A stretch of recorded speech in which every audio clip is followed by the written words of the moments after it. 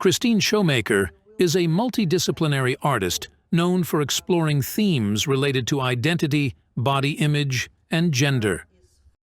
Thinking about who art is for, I feel like it's for everybody in different ways. There's so many different levels of art, so many different layers of art. There's public art, there's gallery art, but art is for everybody. We need art. Art is education, and it challenges people, and it's about observation and feeling and expression.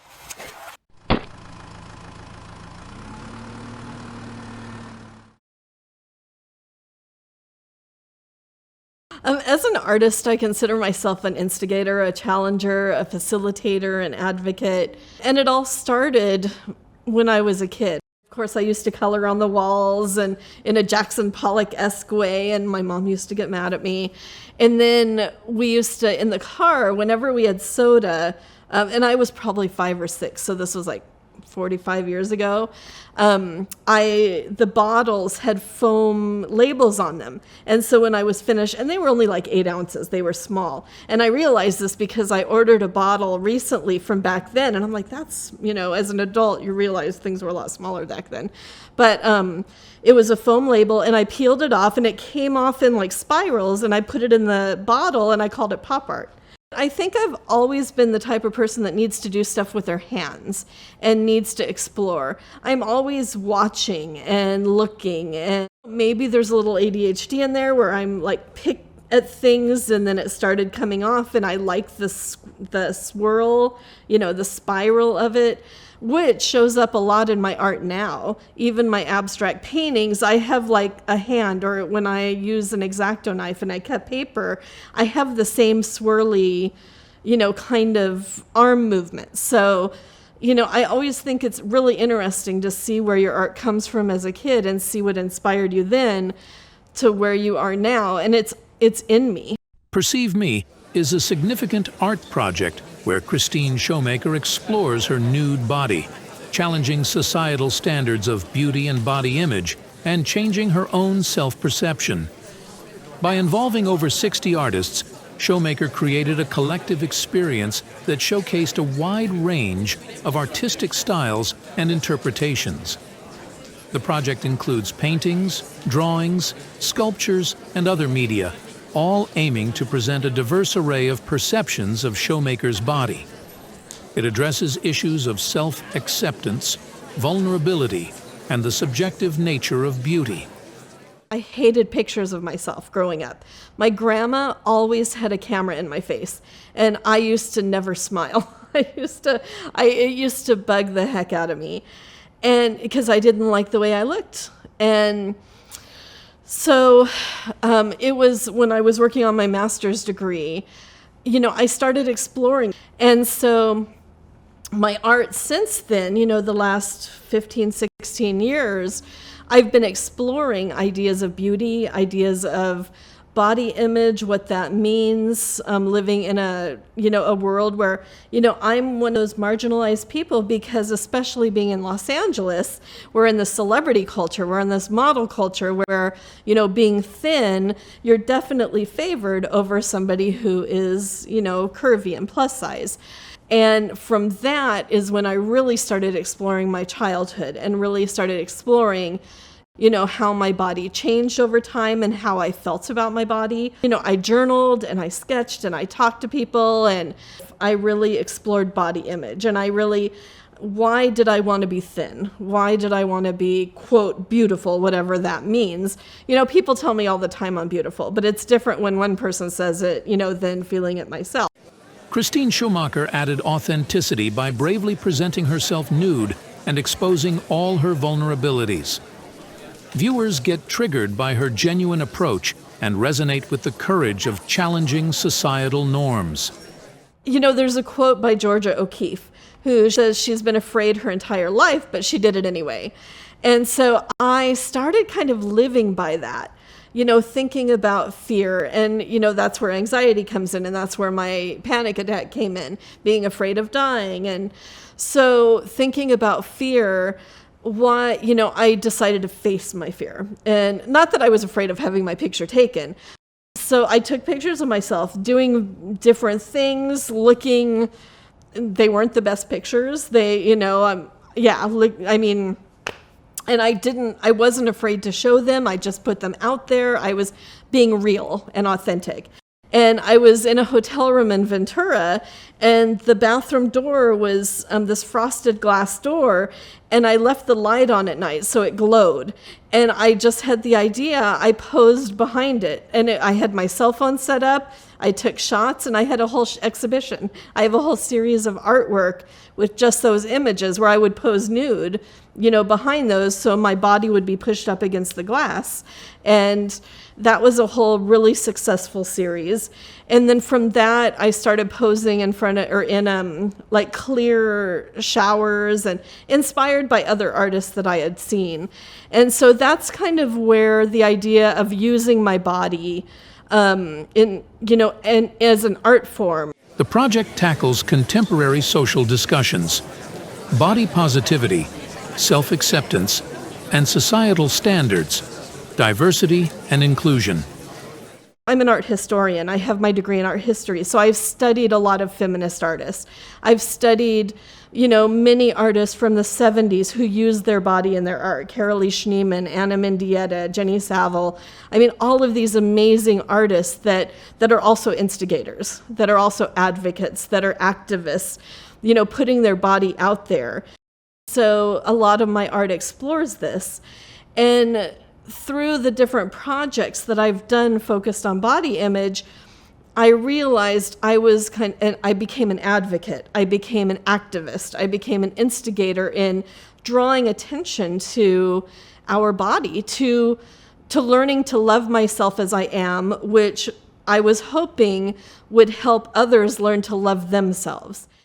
By involving 60 artists, Schomaker created a collective experience with a wide range of high-quality artistic styles and interpretations. This collaboration added credibility and expanded its reach by involving this artist's networks and audiences. A lot of the work that I do is performance-based. Not even in front of people, but even when I was alone in that hotel room, I was performing, and the photos became documentation of what I was performing. And so, and I never know what's around the corner. I tell the artists that I work with, you never know. You have a show, it's done, one thing leads to another, leads to another, leads to another. So everything that I've done in the past has led me to Perceive Me, which is my most recent project, focused on body image, focused on putting myself out there, focused on performance and documentation. Perceive Me started because a couple of artists had seen me, posing nude, doing the Plus series, and they were doing their own project where they were doing portraits of other people. And so one artist, Amanda Mears, she invited me to model for her, and she wanted to do a portrait of me. So I went to her studio 3 times for 2-hour sessions, and I was standing there in this pose, nude in front of her as she drew. And we started having a conversation about body image and about living in the world today, and what, confidence is, and what self-doubt, and how we perceive ourselves. And the idea, we had this conversation, and it just occurred to me that often our own self-worth comes from how we imagine others see us. And so it's all perception. It's based on what somebody else thinks, and social media pushes that even farther. But, our self-worth, now especially with likes and comments and, the hearts on Facebook and Instagram, it's my validation comes from other people. And so I wanted to see myself through other artists' eyes. And I saw myself through her eyes already. I had also posed for another artist, J. Michael Walker. He was doing a project called Bodies Mapping Time, where he had photographed in these beautiful Renaissance-type portraits, 88 women so far, and of all ages, disabilities, some with that have had mastectomies. Amazing, gorgeous. And he invited me to be part of his project. And so because of those two, just, I don't even know, it was like, I don't know the exact moment that the idea came, but part of it was when I was posing with Amanda. And I'm like, I need to do this. And so, I knew I had friends who were photographers and friends who, I have a lot of artist friends. So I had a lot of artist friends who did figure painting, figure drawing, portraits of people. And so I invited them to do this project with me and collaborate. And from August of 2018 to August of 2019, I worked with 60 artists. And it was almost weekly, sometimes twice a week. And they painted, drew, photographed, videotaped, 3D modeled me in different poses. There's 83 works of art. And it came out in a catalog, and the first exhibition was at Cal State Los Angeles. Support and recognition from galleries, museums, and art communities helped to legitimize the project. The most amazing part for me was working with the artist, collaborating, because it was about how I felt modeling and posing, and I felt like a celebrity. I felt like a model, and sometimes I felt beautiful. And seeing the work, now I see the work as an art object, so I don't necessarily see myself in it as much. But a lot of it was like actually the conversations I had with the artists surrounding body image. And so I thought I was finished with the project. We had, in April of 2024, we had an exhibition at Mesa College Art Gallery in San Diego. And I was done because I had organized everything. I organized transporting the work, storing the work, in a lot of cases hanging the work, managing all of the artists in many different ways. I did it all. And so I needed a break. I was done. And plus, it's hard when you focus on yourself for so long. Through my eating disorder, I was in a 12-step program. And so I was trying to kind of help myself and heal myself through everything. And I needed to stop.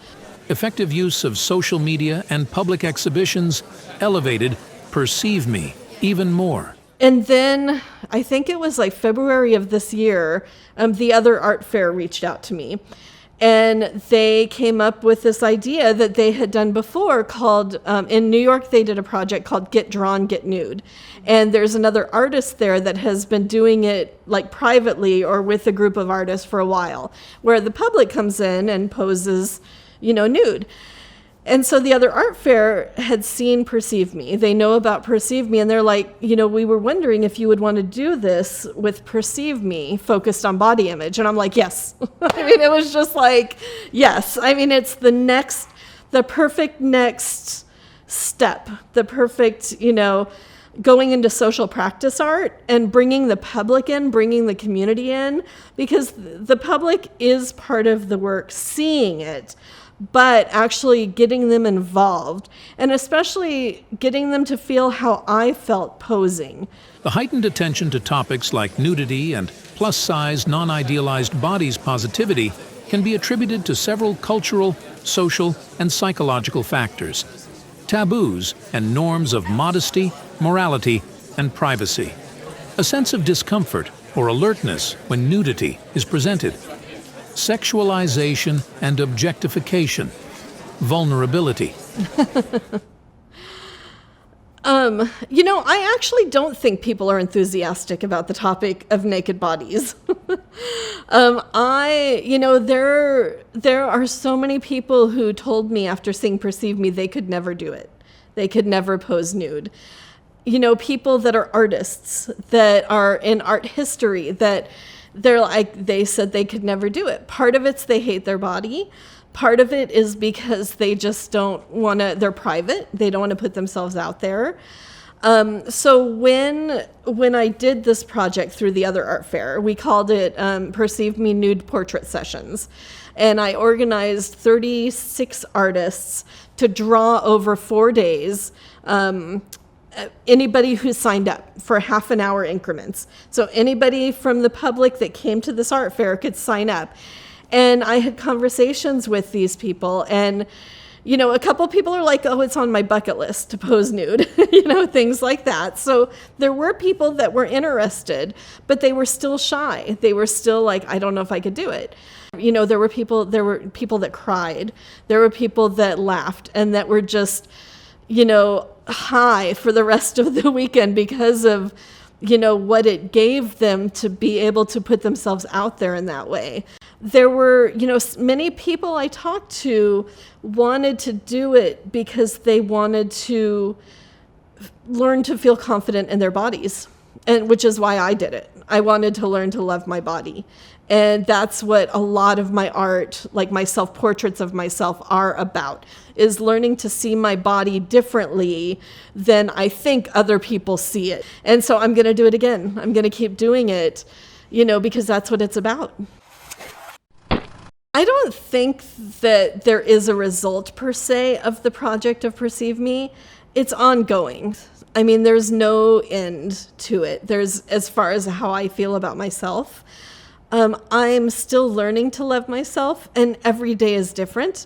There are some days where I put on clothes and I feel sexy, or there's some days I put on clothes and I feel frumpy, or there's some days when I take off my clothes and I'm like, I'm not bad, and then there's other days where, I'm like, I'm not going outside at all. And so, every day is different.